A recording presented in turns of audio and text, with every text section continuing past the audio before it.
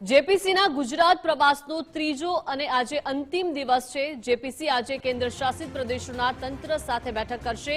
દીવ, દમણ, દાદરાનગર હવેલીના વહીવટી તંત્ર સાથે બેઠક થવાની છે। રાજ્યના સિનિયર વકીલો સાથે પણ મહત્વની બેઠક યોજાશે। બાર કાઉન્સિલ ઓફ ગુજરાતના વકીલો સાથે પણ આયોજન છે। અંતિમ દિવસની બેઠક બાદ પત્રકાર પરિષદ યોજાશે, જેમાં જેપીસીના અધ્યક્ષ પ્રેસ કોન્ફરન્સને સંબોધિત કરવાના છે।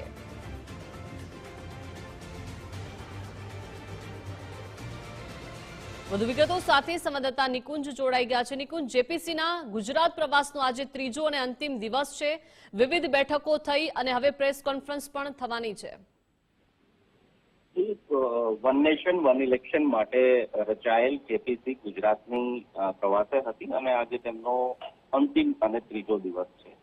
અત્યાર સુધી ગુજરાતના વહીવટી તંત્ર સાથે મુખ્યમંત્રી, નાયબ મુખ્યમંત્રી, સંસદીય બાબતોના મંત્રી અને રાજકીય પક્ષો સાથે જેપીસીએ બેઠકો કરી છે। આજે અંતિમ દિવસે, ત્રીજા દિવસે જેપીસી કેન્દ્ર શાસિત પ્રદેશ દીવ, દમણ, દાદરાનગર હવેલી ના જે વહીવટી તંત્ર છે, ત્યાંનું જે એડમિનિસ્ટ્રેટિવ ડિપાર્ટમેન્ટ છે, તેની સાથે તે બેઠક કરશે। આ ઉપરાંત જે one nation one election implement થવાનું છે, તેની અંદર કાયદાનો રોલ ખૂબ મહત્વનો છે અને તેને લઈને કાયદાશાસ્ત્રીઓ, ગુજરાતના સિનિયર વકીલો છે, તેની સાથે આજે તેમની બેઠક થશે।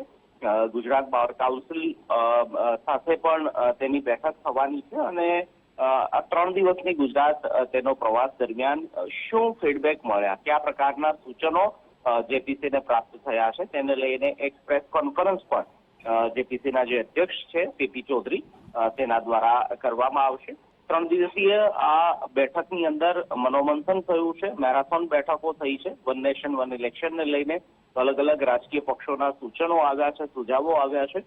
કોંગ્રેસ પક્ષે તેમાં ઘણા બધા વાદા પણ ઉઠાવ્યા હતા અને ફેડરલ સ્ટ્રક્ચરની અંદર જેપીસી જે વન નેશન વન ઇલેક્શન છે તે યોગ્ય ન હોવાનો પણ મુદ્દો તેમણે ઉઠાવ્યો।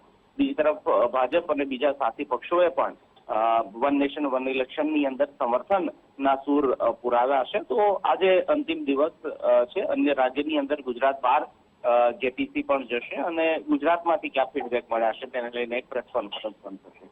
જી નિકુંજ, આભાર વિગત સાથે જોડાયા તે બદલ।